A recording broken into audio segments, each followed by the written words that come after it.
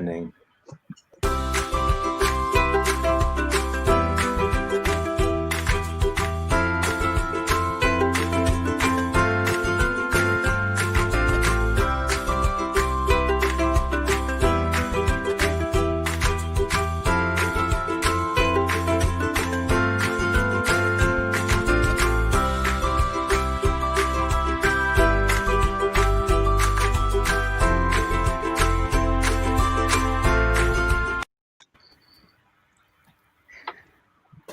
Here we are. Hi.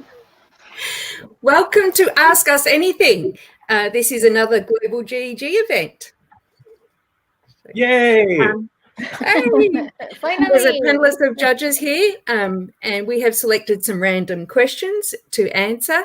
Anything about EdTech? Yes, please. Nothing that is not about EdTech. All right, so we're going to go ahead and meet the panelists. Who's up first? Jenna. Oh boy. Hi, I'm Jenna. So tell us what got you interested in EdTech. I was a first-year alt licensure teacher, and I was overwhelmed because I was getting my master's at the same time. And I just started looking for anything and everything that would help me save some time. And then I started teaching it to everybody else because I was like, hey, I found this cool thing. And here we are. Now I'm a Google certified trainer and resident nerd for my school. Nice. Whose Bitmoji is that next? Shannon. Hi, guys. Shannon Moore here from Central California. And you can find me on Twitter at @smore_teach. So excited to be here, answer all the questions that have come in. As far as what I do, I'm a high school English and speech teacher. I also am a tech coach on campus. And honestly, the thing that sparked me into the EdTech world probably was just I saw a need at my site, and I've always kind of been interested in computers and everything that it could add to, the educational world. And so I kind of just dove in and went for it and ended up really kind of, loving it. And then this year, when March hit and COVID came, it really did kind of ramp up my passion for it. I found Global GEG and so glad that I did. And I'm learning so much. And so I'm really excited to be here today with these awesome people. And I can't wait to see what we're going to do. Okay, Mel? Then it's me. How fantastic. Okay, hi everyone. My name's Mel or Melissa. I am living in Cali in Colombia. I teach mathematics over there. For EdTech, I mean, I've integrated tech in my classrooms for a long time, but I think starting April, I learned about Flipgrid. And so from then on, I sort of became more obsessed with how to put cool tech things in my class. And yes, and then like Shannon, I also learned about Global GEG in July or so. And so now I have this epic, amazing group of educators and people that are also obsessed with technology and putting it into their classrooms. So there you go. That's me. Hi, I'm Maria, Lakes Entrance, Victoria, STEM teacher, primary. My spark for EdTech would have been about 2016 when I came across accidentally a Google webinar. So it was around the world webinar, and it was mind-blowing for me. I wasn't familiar with all the collaborative Google tools, and it's led me to here. I'm the next one, the one going like that. My name's Frederick Ballou. I go by Rick Ballou. About 3 years ago, I attended a tech summit that was happening on a weekend, which the March version of me the September version of me that had signed up for the March version of me was really irritated. Why would you agree to do this on a weekend? But I went to it and learned about all the cool tools with Google, and then I just kind of dove headfirst in. That was about 3 years ago and got certified in all the things and discovered Global GEG, and that's been it. That's me. Well, I'm the last one, but not the least. My name is Pilar Hernandez. I'm a chemistry teacher. I live in Monterrey, in Mexico. And I've been into EdTech, I think, a long time ago, because I started thinking after this question came up that it started like, I think the second year that I was teaching or something in the school that I work with. And I wanted to change a certain way things were being done. And one of the things that I wanted to do was to have a way in which I could give my students like the material for them to come prepared for class. And it was lab class actually. And the first thing that I started was a blog. And it turned out to be quite successful. They didn't like it to begin with, like because they had to work at home. But yeah, like it started with a blog, and then there was the Edmodo platform, and then years passed by, and then the school suddenly wanted to adopt the G Suite for education. And so yeah, I was a little bit ahead of everybody else. So that was cool. Yay. Awesome. All right, so we have a whole bunch of questions that were brought to us via a Google form. Google seems to be the thing we're all here. So here we're going to start in on the next question, which is brought to us by Claude. Someone else can read that. By that person on Twitter, and it looks like Maria, you've got this one. Go for it. Okay, if you could go to the next slide, please, Rick. Okay, thank you. So there are lots of ways that you can incorporate many tools for the one outcome. Google Slides and Pear Deck is a fantastic marriage. WeVideo, when you're creating so Pear Deck is makes Google Slides an interactive platform. So it can be live questioning or response that you could have with the students. WeVideo is to create movies, GIFs, that sort of thing. Screencastify you could combine with it, Google Slides. When you use Google Forms, you would use many different tools. You could insert YouTube and Screencastify, Google Docs, Slides, and Draw. Even if you were to give feedback for students, you want to use Mote, which is audio feedback tool, and that can be used with Google Docs, Slides, and Sheets, and in Google Classroom as well. It's a great tool for a connection with your students, for EAL students, particularly during remote learning. To hear your voice is awesome. And then Canva is a design tool. It's an online free design tool. Google Slides, Google Draw, you could use either of those for creating headers for your Google Forms or your Google Classroom. So there's some ideas of how you can combine multiple programs or applications for the one outcome. I want to say that Screencastify is not the only screencaster tool. So if you don't have that one, there's always other choices, and you're gonna have to try them all out before you choose your favorite. For me, I'm not gonna say because then other people won't like it, but yeah, for me it's not Screencastify. That's not my favorite. It's a good one. I used it, but I for me it wasn't as friendly for me. But other people think it's like super cool. Yeah. Go ahead, Maria. Yeah. That's a good point. There are a lot of different options out there. You could even use, say, Google Meet and use that to do a recording as well. Yes.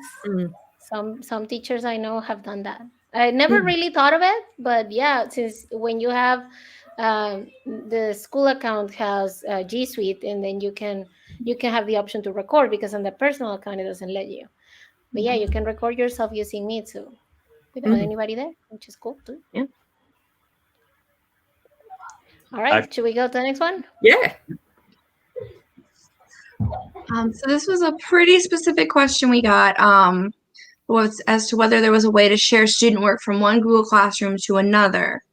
And there was a kind of an addition to this that we kind of kept off, which was it's aimed mostly at inclusion and support teachers trying to work with students in the gen ed classroom.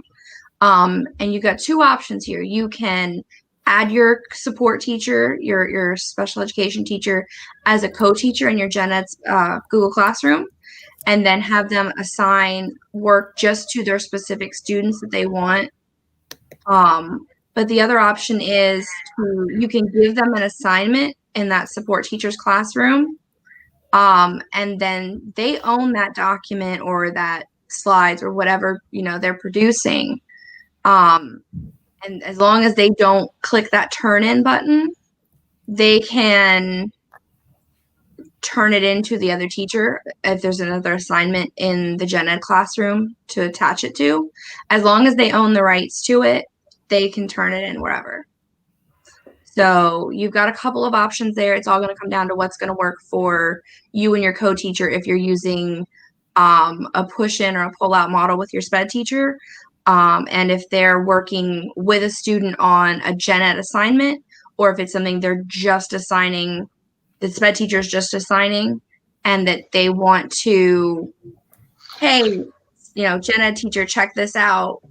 One of our kids did this really awesome thing, or I had them show their learning in a different way for this topic. Will you accept this instead of this really long assignment that they would struggle with? Really love that. I teach in algebra, so this is our bread and butter. I was just gonna say that that's such a good perspective, because a lot of the time when we're talking about tech tools, we need to think about the fact that they really do enhance the experience for all learners and not just the gen ed learners that we have in our classroom. In fact, there's so many accessibility features on so many apps that are great for our EL students and for our special education students and all those, because everybody deserves, an opportunity to learn at the best of their ability. So it's really cool. Thanks for sharing that.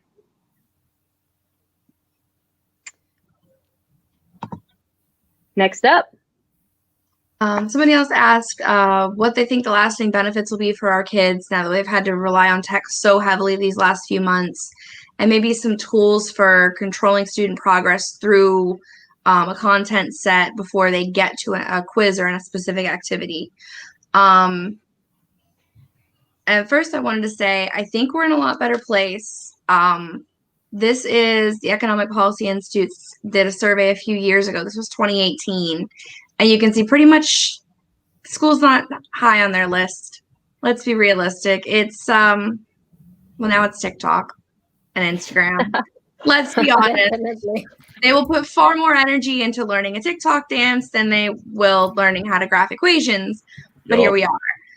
But the hope is they're going to learn some new skills, spotting fake news, safe searching skills, effective tech use, those research skills that they're really going to need, especially because, I teach high school and I have some that have never had to research before. And now they're asking questions and I'm like, well, look it up. Find me an answer. Don't ask me. I'm not the smartest person in the room all the time.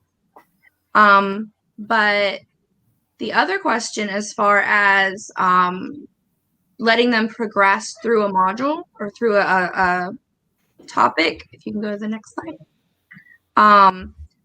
Our very, very amazing Stephanie Howell did a presentation recently on what's called the grid method, and we'll have these links for you as well in the slide deck. Yeah, Steph's here. It's basically a way that you can set up in advance that your kids can work through with their own progress. So you can have self-checking items in the interim, and once they've reached a certain score on those smaller items, they can progress to that quiz, or they can, if they get there early, they can have an extension assignment that'll let them, keep going a little bit and and dive a little deeper. But that also gives the kids that aren't quite there yet that little extra time to where they're not feeling like they're holding everybody back and that everybody's going to blame them for holding the class back.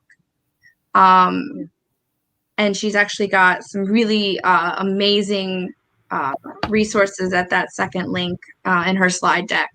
If you use Canvas, you can set prerequisites so that kids, because we have a terrible time with our kids trying to jump straight to the assignments in Canvas.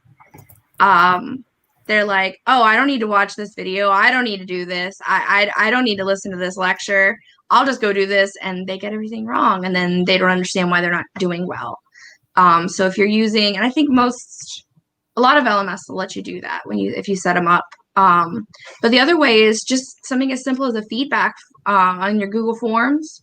If you give them a pre-assessment, if they get an answer right, it gives them a link to the next activity. And if it doesn't, it links them to maybe a Khan Academy video. I'm math and biased, I'm sorry. A Khan Academy video or a practice on IXL or something like that to reinforce those skills. And then they can go back and do the Google form again. And when they get it right, it'll let them on to the next thing. I really liked the first slide that you showed that was talking about being able to spot fake news and stuff like that. I'm going to let my ISSE certification show through here a little bit, but some of the standards for teachers, there's like 4 of them that are all on digital citizenship, and they're all focused specifically on what you just showed. And it's so cool to see that kids are getting better at doing that. Mm. One of the things that I think is super relevant for the kids right now is to learn how to make a proper Google search or a proper search on the internet, because their usual way is to copy the question exactly. If you give them a guided set of questions, they copy the question and they go straight for whatever is the first link. And I've been having so much trouble with my own students getting past that. They haven't yet learned, and it's something that I'm still working with them. And it's at the same time, it's easy to catch them when they copy off the internet for like a quiz, because I just check that, and like I see like an answer that repeats, and that doesn't make sense, and then I have to check the possibilities, and the possibility is usually that they copied exactly the question. They got whatever they thought was the right answer. And oh my God, it shows like no learning, no, reasoning, critical thinking, nothing. So yeah, it's a point to actually consider, more than the knowledge of the facts of the different subjects, skills that they can, grow with, and doing a good Google search is something that they're going to be able to grow with if they know how to do it right. Absolutely. So, should we go next? I'm next. Okay. Carmela 2516 sends us a question that says, how do you encourage the more senior teachers to use technology in their classroom without them feeling that is another burden for them to bear? So I would tell, I had a few colleagues that were senior teachers, but not every senior teacher would be against, learning things new. So the one thing that I noticed from the colleagues that I had that were a little bit reluctant into getting into new things or new technologies, the one thing that they would all have in common is something that makes their time more efficient. So if it's either teaching them a way to make an evaluation self-graded, or something that would help them make administrative work faster, that would be the way to hook them. And once you have them hooked, then you can start introducing them slowly into other stuff that they can use for their classes or their planning or the feedback of the kids, etc. So my recommendation is to share that. If you have colleagues that you want them to, to get on the groove, to get current with the groove of EdTech, especially if they're doing virtual learning, which is super hard not to do with the EdTech tools. I would say start with showing them something that would make their time more efficient, and they would love it. And once that, simple short tutorials would be best. And so I would recommend that you teach them or show them these channels that I put there on the slide. Global GEG, definitely, because we have so many tools on events of so many people. I would recommend, for instance, if you want to learn how to do slides, the best way, look up George Barcena's tutorial on it. It was 1 hour of goodies out of Google Slides. You want something that helps you learn how to do feedback better. Darren Ranga, the trainer in YouTube, he made a very cool demonstration of a lot of different apps that you can use for voice feedback or written feedback or even video feedback when you use like WeVideo and stuff. And Training with BM, that's the channel for Ben Moore, also from GG UK. And he makes these short videos with, like, again, lots of good ideas on how to use extensions and tools for the betterness of your classroom. I also linked a couple of tutorials that I found that were super useful. Well, one is I made it because, yes, I had to share something of mine. And the other one is from our dear friend Amber Trout, who used to make videos. She sometimes still does for Tip Tuesday. So her videos are like 3 minutes, 2 minutes and a half. And in that one, she shows how to do the feedback that they were talking about on forums. Jenna, you were mentioning, right? How to put like links for something, or like you didn't learn it well and take it to this other link to repeat it. Yeah, that's the tutorial for that. So I think that's the best way to engage those senior teachers that wouldn't want to. Thank you. Yeah, you're getting a lot of love in the chat. It seems like that is a question that a lot of individuals are dealing with right now, just with the climate of everything changing from distance learning to hybrid to fully back. And so really, really good stuff. I'm definitely going to take a couple of those. And I love the shout outs, because you're right. The people that are making those resources are doing them for free, and they're doing just to be able to give back to the EdTech community, which is, I think, what Global GEG is all about. So. Yeah, absolutely. Sharing, that's what GEGs are for. Word. So that's another thing. Recommendation: find a GEG near you and join it. You're gonna find lots of resources and support from them. Oh, that's mine too. Okay. So sorry.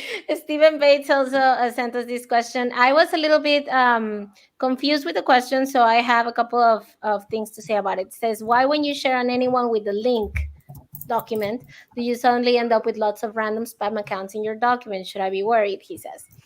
I would say, first of all, why would you share anyone with the link document, and to whom and how would you share it? If you're going to share something online that you want to put out there for anybody to have, then my recommendation is to share a forced copy type of sharing. So you change your link, and the last part of the last diagonal where it says edit, you erase all that and you just put copy.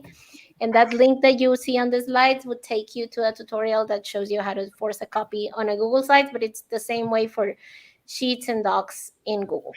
So I would say depends. If you're sharing anyone with the link and you're giving this to within your domain, then you wouldn't have spam accounts. You would have only those accounts that are within of your school domain. But if you're going to share out something on Twitter because you're very nice and you want to share your resources out there, I would say share it as a forced copy so that you don't have anything on your own document, but everybody makes a copy of yours, of your resources. That's my answer. Yeah, I think that's wise. It protects your resource in case anyone changes your original template. Exactly. Absolutely. Well, everybody that shares resources does it in good faith. You know, that the people are going to respect who it came from, or maybe even give credit if they're going to repost it. Not everybody does. And once you're out there sharing stuff, you're going to have to deal with that, deal with the fact that not everybody is going to be keeping that polite way of working. We just expose ourselves to that. It's not just that, it's also don't assume that people understand how to make a copy if they're new to the Google world.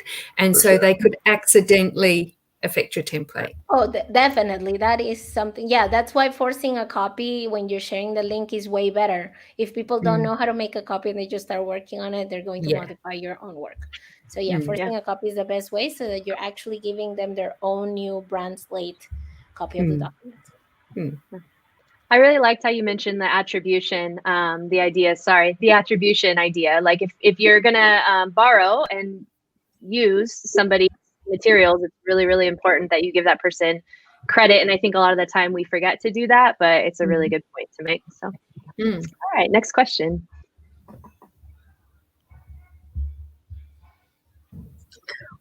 All right, so this one brought to us by Alyssa.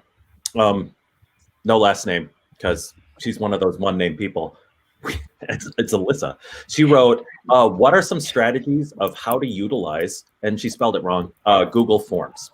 Next slide. Okay, so formative assessments are the dog has not barked the entire time. Anyway, formative assessments are great for this sort of thing. I swear. Was the question about Google Forms? I really wasn't paying attention. It was about Google Forms, yeah? Yeah, ways in which you can use Google Forms. Groovy. Okay, so for formative assessments, absolutely. It's a great way to, prior to doing any instruction, finding out where your students' knowledge lies. So you can just get an idea of like, okay, they already know this. I'm not going to spend time teaching them this. Another one, and I found this, and I've attributed it because we talked about that, YouTube from Lenny Dutton. It's a whole choose your own adventure story that you can create via Google Forms, because it's pretty fussy, but I mean, if you've ever created a Google form where you ask a question and it sends it to the next section, you can do that, but create an entire choose your own adventure story that the students can take. And if you set up the settings right, can take, do it over and over again to see which different endings they can get. And you could have students to create that as well. And then SEL check-ins, especially now when we were all in distance learning, there are a number of students that are not, handling things great, or teachers too, for that matter. So having like a social emotional learning check-in to see where the kids are at emotionally is a great use of Google Forms. And then this one, my day job is teaching beginner band. I usually say 5th grade instrumental music. It sounds fancier, but beginner band daily logs is a great way for students to enter their practice logs. So we're not wasting paper, and it's all just ones and zeros, and they can enter they can lie to me about how much they've practiced, but it's a great way to do reading logs or practice logs or things like that. Anyone have any other ideas? No, I was going to say that I love the idea of choose your own adventure. If you have one that is already pre-made. I'd love to give it a try. Yeah, it's a lot of work, but they are awesome, and they do engage the kids. I do escape rooms with mine, where if they'll get a code. If they solve the problems right, they get a code, and they type the right code in. It takes them to the next page in the form. Oh, it's the breakout rooms. Yeah, or escape rooms. I've had a teacher I work with did choose your own adventure stories using Google Slides, doing it the same way, and just linking from slide to slide in presentation mode. But anyway, yeah, Google Forms is pretty great, especially with what I do, because I service 10 students, or not 10 students, rather 10 schools. I go to 10 different elementary schools, and every 5th grade student's required to play. So it's a great way for me to find out who they are, because I don't get to know their names. You can memorize them all. No. So Google Forms populates a spreadsheet so that I can, know who's playing what and where. Yeah. All right. Yay. Question 7. My amazing. Yep, that's me. How exciting. Okay, so this was like someone's school, they don't use Google Classroom, so they were asking if there's any like hacks or tricks basically for like making copies of docs or slides to set up for groups or teams. So basically the biggest thing I think is setting up folders in your Google Drive. I know maybe some of you, your Google Drives maybe are really crazy and you just put all the docs in My Drive and you never sort them. But basically, okay, my very my top recommendation is that you have a folder where you put all your things in. So basically, I mean, you set up the folder, put all your docs, slides, whatever it is you want to use for like your particular class or those particular group of people that you want. And then you change the sharing settings of that folder, and that'll change the sharing settings for every document or file that's inside that folder. So you don't have to like individually go through and like, I need to share this one with these people and this one with those people, etc. You can just like put it all in that one folder for basically share it from there. It's much easier. And obviously, maybe if you have a set of documents or something that you've created and you'd like other people to make a copy of them or whatever, or like you don't want them to have that original file, then you can select all of the files in Google Drive. Basically, I have like that link, that blue link to Google Drive folders is a Loom I made for like how you do this. So I know I can't show you right now, but you can go there and have a look. But basically, you can select like 10 files at once and just go and make a copy, and it'll make a copy of all of those files at once, instead of like making a copy of each file individually, which takes like 500 years. So it's much easier if you just select all of them and make a copy of all of them, and you drag them to the folder that you want to share with those particular people and change permissions of the folder. Like that is number one for me anyway. So I don't know if you guys have another idea of how to share stuff with people. Yeah. Yeah, no, honestly, guys, it's the most simplest of things. And we're all educated individuals doing this thing with EdTech. And like Mel gave me the suggestion. Oh, Cora's here. Hello, Cora. Mel gave me the suggestion about, folders and copies of multiple documents. And it was like, for a moment, my mind was just a little bit blown. Like the simplest of things, I think we often overlook. So I'm grateful for that tip. Very, very grateful for that tip. Yeah, because we don't all explore all possibilities. Like we are always used to certain kinds of things, and then it's sometimes mind-blowing to say, oh, really? You can do that? I've never tried it. And there's the thing, you've never tried it. And that's why you didn't know about it. That's how people find new hacks. So thank you for that, Mel, because I also didn't know about it. That's awesome. And thanks for making the video too, Mel. That's awesome. Yeah, that was using Loom, by the way. Loom is like my favorite. So anyway, okay, continue. No, Loom, honestly, I mean, Peely didn't want to say any specific one she likes, but I like Loom too. So I mean, I like Loom too, but a friend of mine works on Scriptscastify, so I didn't want to say it out loud. Oh, so you gotta like represent. I got it. So yeah. All right, so question 8 is me. So we had a question from G. Murphy. He said, after the extended use of G Suite during remote learning, others using the extended applications more than others, what is the best way to provide professional learning for all staff to continue to start to use all the platforms to their full capacity in the classroom? And I really do appreciate that question because I think that sometimes we get bogged down when there's so much and we don't know where to start. Now, mind you, there's a lot on this slide. I don't necessarily, I'm not going to go over all of it, but all of the images there are linked for you guys when you guys get to, peruse this slide deck later on. But I guess a couple tips I would suggest would be, first and foremost, you have to get your teachers comfortable, right? They have to be comfortable in using the EdTech or they're not even going to try. And a way to get them comfortable, I would say, is really a lot of different ways, depending on who your teachers are, what they're about, how they function. I think that, professional learning choice boards are always a wonderful piece. So if you look on the far right of that slide, you'll see that choice board there. It's as simple as, collaboratively as a site, you can make some links, some videos, and link them there for individuals to kind of move through. That one specifically put out by Ditch That Textbook. It already has all the links to the videos, and it takes you to all the different sites that has all the training. So you can just totally click that, steal that, not steal it, but give attribution and forward it on to your teachers. Another site that we love is Badge EdTech, where you can go. Rick is the king of that. He is the badge expert, so I'm sure he'll have lots to say. But Badge EdTech gives you an opportunity to get badges, certifications in a bunch of different professional learning platforms, tech tools, resources are there, all in a beautiful Google site. So I encourage you to check that one out. And then something that Global GEG is working on collaboratively across kind of the leaders are this idea of self-paced professional learning opportunities. And you could do this at your own site using an LMS like Google Classroom. You could create a kind of a process that teachers can get on and they can go from the basics, or they can pick up exactly where they think that they need the support. And it can be put out by your instructional coach team, your tech team. If you don't have that, I encourage you to rise up and maybe take that on.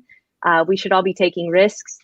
And then if you're interested in Google certification, I would recommend checking out, I've linked there, the Global GEG Bootcamp series on YouTube that they did this last summer. They will walk you through a series of videos that will ensure that you are prepared to take that Google level certification, level 1 certification, and they have one for level 2 as well. So those would be how you can get teachers comfortable. And honestly, my final point there is, relationships go a long way. And so I would recommend that you really take the time to get to know your teachers, reach out to them, have conversations with them, find a space where you can get them to trust you and you trust them, and you kind of join them on that journey. Because to just plop a professional learning opportunity in their lap and then leave them to figure it out, that's not cool. But if you build that relationship, you're going to be more likely to really push your teachers to engage and take those risks and really try to innovate in their classrooms, and helps them not be overwhelmed. Jenny Magira, she suggests and calls them a critical friend. So finding a critical friend on campus would be helpful there. And then finally, I would say once you've kind of dove in anything like that, got a shout out to my EdTech buddy. Absolutely. Some great resources coming out. Follow them on Twitter. Once you get them comfortable, I think the next step would be to give them time to play. Thanks for the shout out, Steph Howell. She recommended the EC group, EC Open Chat if you're interested. If you are a coach, reach out to us on Twitter. We'd love to join you and embrace you. And it's a great networking site for instructional coaches who are moving towards the Google coaching certification. Finally, give them time to play. So my last point, and then we can go ahead and dialogue. But I think that, one of the most important things is once you learn this tool is give a space, open a space for them to play with it. So unconferences are really, really kind of a popular thing.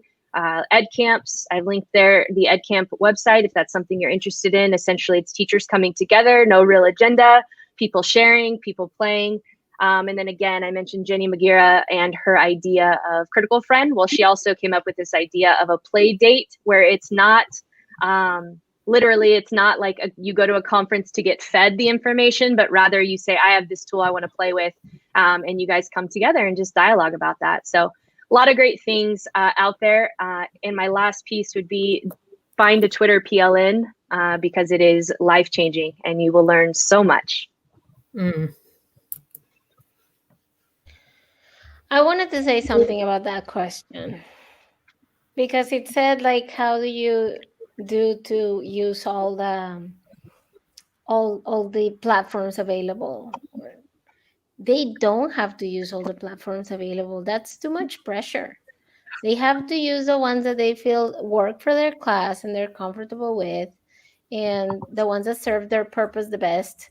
They shouldn't get this pressure from leaders or whatever to use it all, or just because some people are using several things at once, especially those that are beginning to get familiar with them, shouldn't feel like they need to do it. I mean, I don't know about the rest of you, but I know a lot of things, but I don't use them all.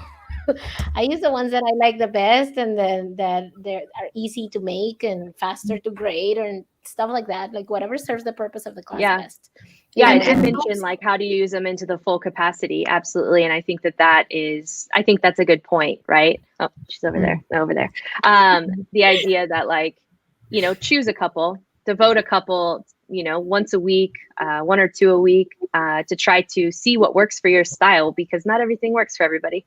I go the other direction on that. I think that if you're not using everything that's available, you're not really trying, and you should. No, I'm joking. Absolutely.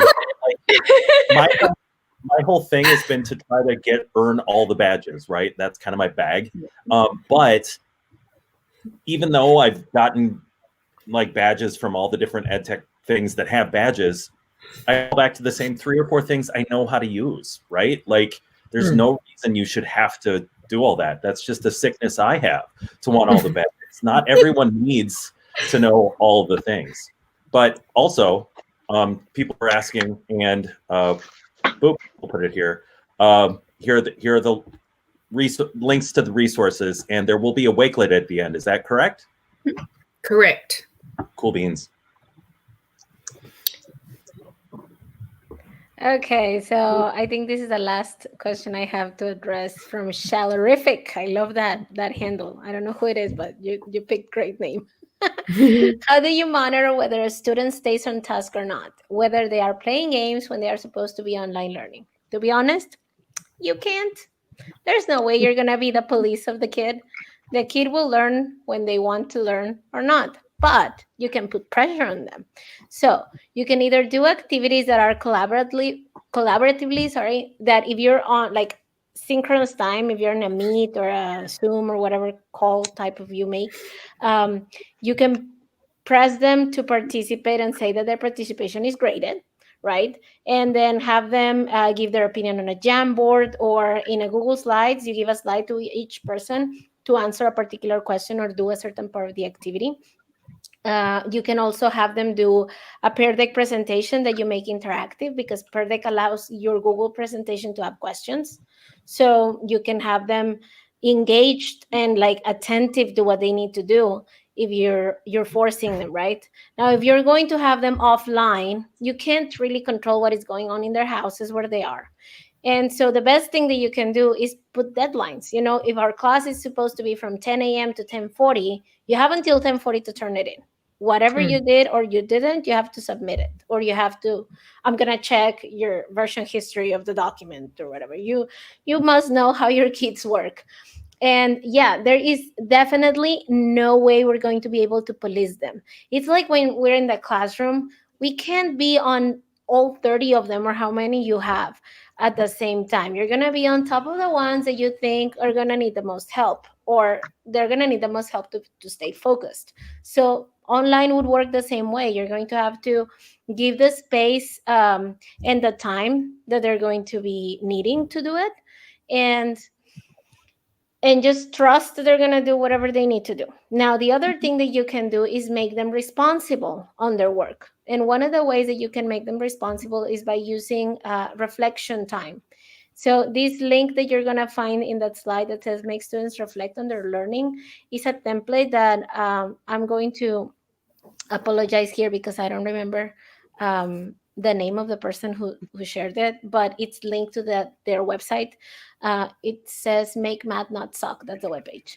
And she made a template for the student to use an emoji to say if they're okay with the lesson, if they are feeling like they're okay, they're not, they're about it, or yay, I already know it, with questions and reflecting on their advancement of the lesson. You can also do that if you want to stay on top of are they learning or not.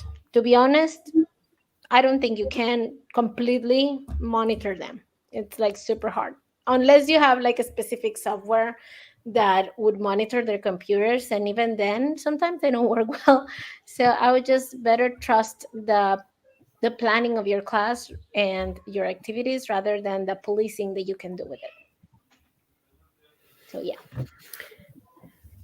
Pili, I love with your examples with both Jamboard and with Pear Deck that they can also cater for the junior kids, because they can do a drawing feedback in both those scenarios. And even with Jamboard, they can use the auto draw functionality. So it's a good reach for the juniors. Yeah. And I just love that you mentioned reflection in general, because I think that so many times when we're planning lessons, we don't give that space. And I feel like I've learned over this distance learning experience that reflection is so much more important than I gave it credit for. And, entering or including a reflection at the end of a synchronous activity and at the end of asynchronous, so that it can guide your teaching the next day or whatever it may be. But yeah, huge Pear Deck fan. So good stuff. Yeah. And not just to piggyback off what Shannon said, again, it's one of the ISTE standards is giving students time for reflection with a technology tool, and Pear Deck is, I guess that's a thing people are using. I've never heard about it. Maybe someone can share about that later. But let's move on to the next thing. Oh, and it's me. Okay, so how can Google Drive best be streamlined? It's like a monstrous hydra. The more you seem to prune it, the more heads it seems to grow. And also, do I have any tips on finding things in Google Drive? Its search feature isn't the best. This is actually from my ex-colleague in Taiwan. Anyway, Jonathan. Okay, so basically, if we go to the next slide, maybe that has something on there. Yes, maybe it's possible. Okay, here we go. Okay, so obviously, again, I could not show you all the things, but number one, there is something called advanced search, which is what the GIF thing is. Yes, hard G, by the way, not soft. Okay, so like that the GIF that's in there, okay, is just showing you like what advanced search is like in Drive. Literally, you can select any type of thing you want to search for, whether it's slides, sheets, forms, whatever, okay, and like who owns it. So I think like this part is the most useful, because basically if you're organized sort of like me and you have all these folders, you can find stuff pretty easily.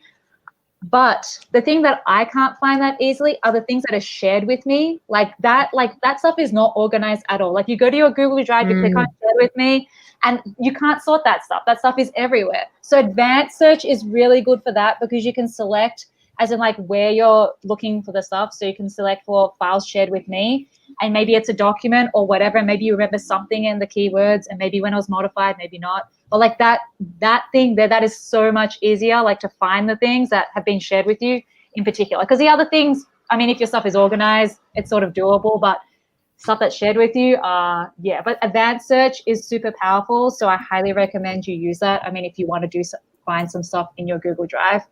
And I did mention basically about viewing options in Drive. So I said this before, but like use folders. It's like for me, you'll see on this GIF, okay, on the left-hand side, you'll see that I have this view on the left-hand side that shows all of my folders. So I can easily like click on each folder and open them up instead of like opening and double clicking every single thing in the main Drive. It's a really easy view on the left to be able to see all the folders and all the stuff that I have basically. And if you want to move files from one place to another, yes, you could select on each individual file and click on the 3 dots and say move to this folder. Or you can select like 5 bazillion files and then drag them into the folder that you want. Okay, I also like each of those blue links there are of course to Loom videos that I created, okay, of each of these things. So I mean, if you want, you can go and check that stuff out, okay? But I mean, really, folders, advanced search, it will make your life so much easier. Does anyone else have something to add? No, I love that. I love that so much. I don't even think about it like that. Like, and you've just reminded me that is a thing. Always reminding me. Isn't Mel the best?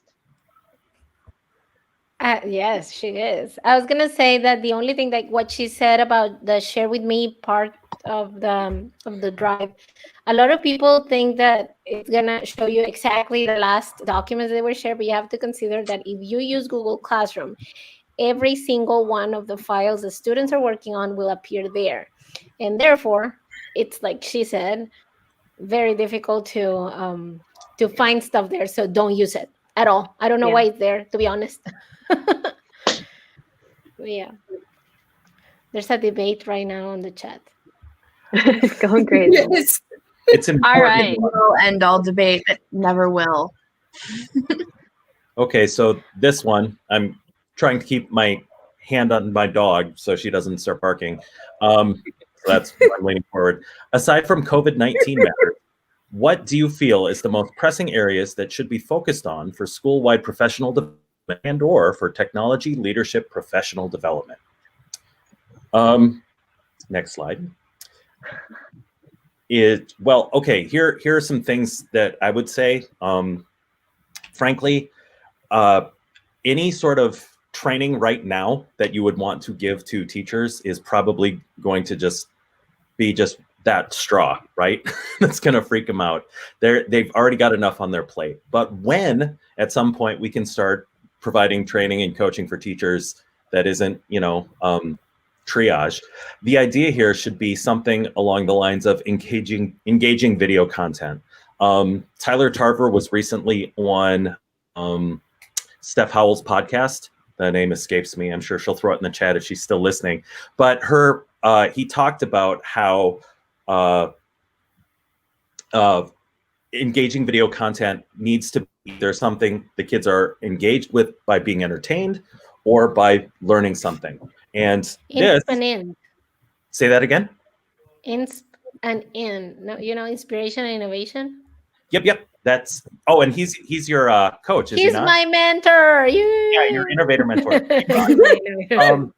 Yeah, he's the best. But he talks about how it needs to be something that, and the problem is a lot of the video content I've seen are kind of, I mean, not that our teachers aren't terribly entertaining, but man, they're not. And so the video content needs to be short. It needs to be punchy. It needs to keep them engaged and working on things like, our district is using Seesaw as our LMS, and it limits the amount of video to 5 minutes.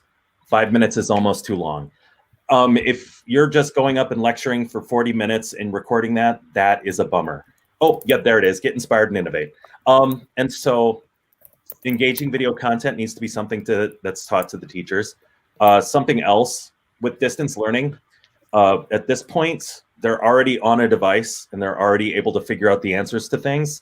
If you're asking a question that's Googleable, you're asking the wrong question. So the idea here needs to be some sort of final project rather than some summative assessment, because if we can start training our teachers how to create a rubric that lets kids create some form of problem-based learning with a final project, I think that's something we need to start teaching teachers, and of course, impactful technology use. Because I know all the gadgets, sort of all of us here, we know all the EdTech tools, right? But just because it's shiny and flashy doesn't mean it's a good use of it, right? So sure, we can give a training on this hair deck I keep hearing about, but and it's got some pretty cool colors. It's pretty, but like if you're not telling us why to use it, then that's kind of defeats the purpose. There she is. But that's all I have to say there. Anyone else? No, I think you did a very good job with that question. Cool. I would say the only thing I would add would be for engaging video content. I think that it could go a little bit longer for high school. So you said about 5 minutes is a bit too long for elementary, but I think for high school, I think the good rule of thumb is maybe no more than like 10 minutes. And even that is pushing it. But yeah. For sure. Well, yeah, it used to say it was age plus, I think it was like 2, and that's gone now. Oh, for sure. It's much shorter now. TikToks are 60 seconds. I 100% blame it on TikTok. That is what has done me in. Also, like, I used to be able to click on Facebook and see the videos. Like, here's a recommended video for you. If it's 4 minutes long, I am out. I'm like, no, I don't have 4 minutes, but I can watch an ad in the middle. Yeah, so it's even longer. I can watch TikTok for 3 hours. So, like, look up and like, oh, I should have went to bed an hour ago. So for me, it needs to be shorter. But if kids are, if they're engaged though, if they're learning, they're all about it. So, whatever. 2 cents. That was mine. Me. Okay, how do you make sure EdTech is adding value rather than interfering with schools and content we're trying to teach? How must educational philosophies and strategies change to adapt the availability of information? Julie, thank you for your question. I'm going to answer or discuss this question with a differentiation and special needs lens. What I like about technology is it is a good marriage for differentiation and special needs lens, or special needs children, or adults for that matter. It allows choice and voice, and it allows thinking and learning to be visible that may not have been the case without technology. It's also something that is relevant to our students today. They're so familiar with technology, not necessarily how to use it productively, but that's our job to facilitate. But it is something they're very familiar with. It's their world right now. It is a good tool to encourage independent learning. And so that's why it's important to expose students to a variety of tools, to find their tool, just like it is for us, and to find something that works with them. It is very, very important that we're not using technology for tech's sake. So it has to have value. You need to think about your students and why you're using that tool, because there's no use just using a tool because you like it, but it's not going to have any relevance to your students. And it's not going to give them an opportunity to have choice and voice. A good example for me is Google Docs, and the audio typing is so underrated. It is a really simple tool. It's there available. And I have used it for students that have been really, really struggling with their writing. It's taken a lot to physically for them to write, just say a sentence.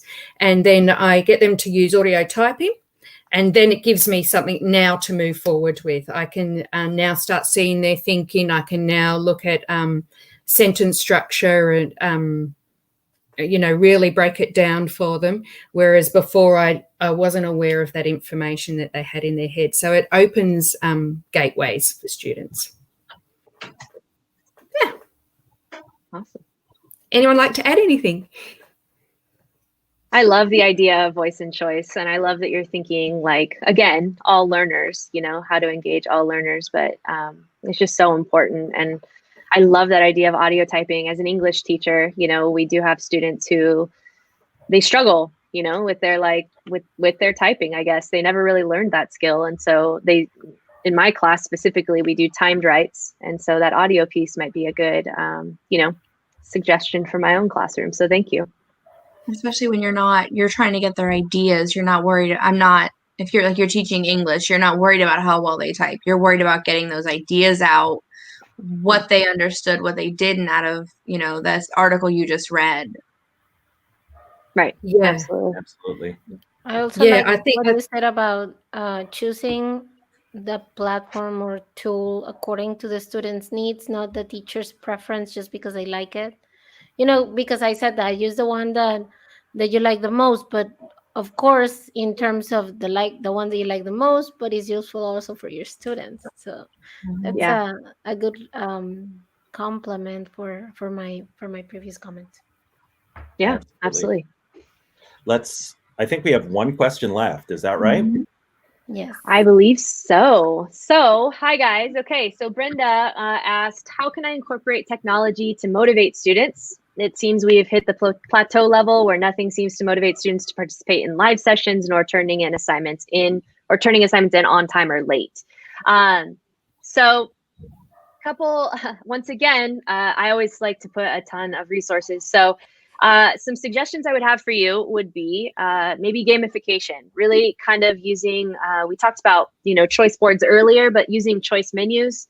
And then in that, assigning either a tic-tac-toe pattern, or you can assign number of points per activity that you want them to do, and they can rack up a number of points. And then, with that, they can get a badge, or you could throw in, some sort of, some incentive. But what it does is it engages them and allows for that idea we just talked about, which was choice, right? If we can give our students a choice, they're more likely to engage because they can choose what they're passionate about or what modality or express their ideas and their learning in their own, in their own modality, the one that they're best at. So that's one option. Breakout EDU has some great resources, and they're all over the internet. We kind of talked about that earlier, that idea of creating breakout rooms or escape rooms for the learning. Kids, meeting them where they are. We talked about TikTok and all that. Video games are another thing. And so if we can, do a breakout type game that enhances the learning, why not, right? Once again, it is a lot of work. I was talking to a teacher recently, Mrs. Mortimer, on Twitter, and she did an Among Us breakout room, which went over really, really well with her 6th grade students. And so it's relevant, it's modern, it's something that they enjoy, and she saw a lot of growth in that.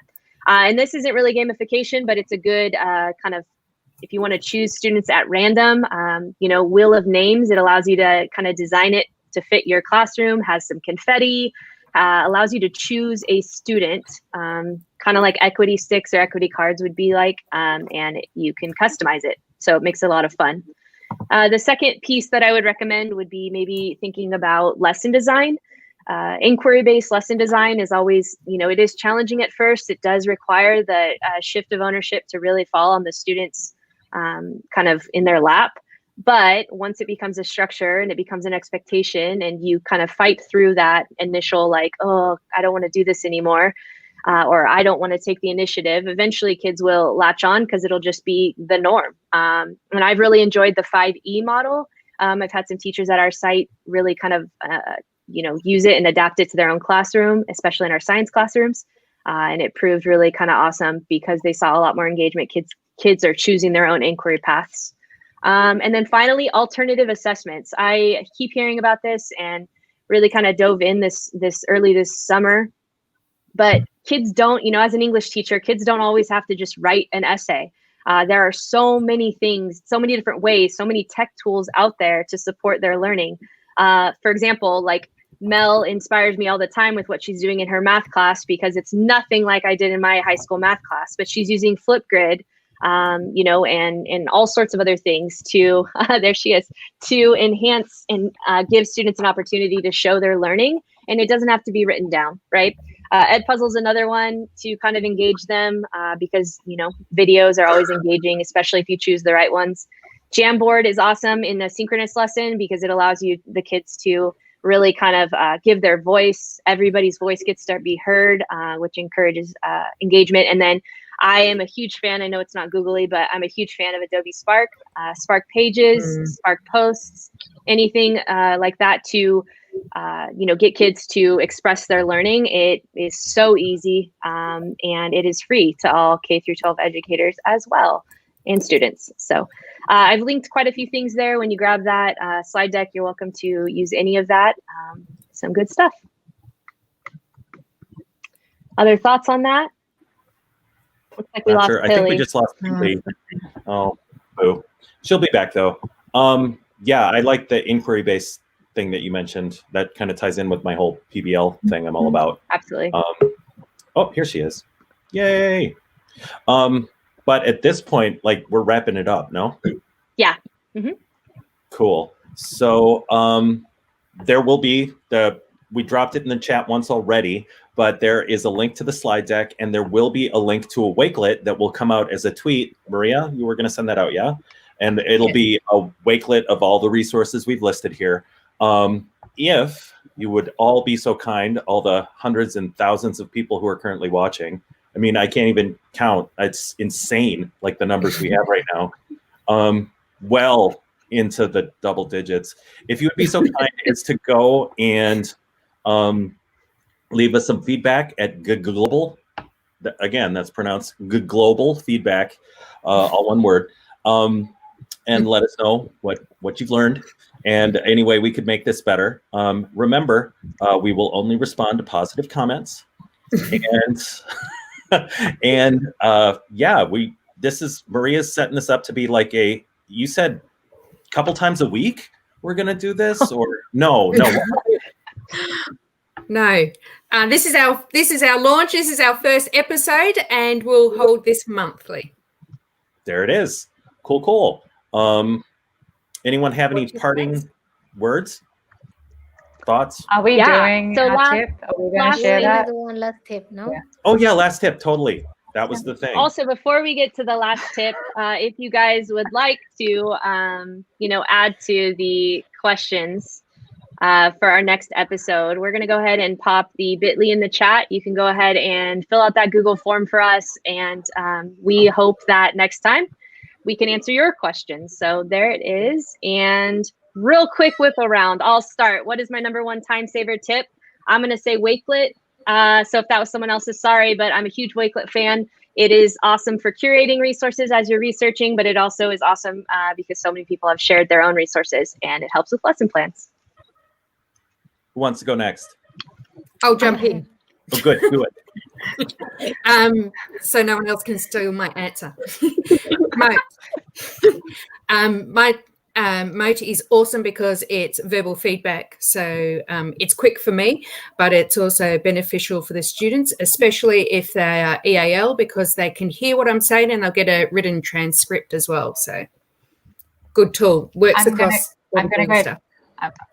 I'm going to go next then, because I'm going to say for Maria's comment about the moat, okay, they also have Moat Bank, and you like can copy all the moats basically instead of doing the same moat over and over and over again. And they've just integrated like science and math into that. So you can say equations and it like types the equation for you.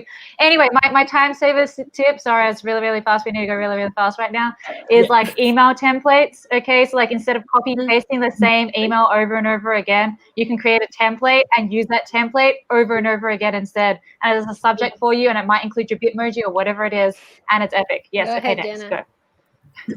I'll go next. Mine is Google Forms, just because I like to be able to see where my kids are making their mistakes and being able to see the trends in the data and seeing if half of them pick the wrong answer, if they all pick the same one, okay, what mistake are they making?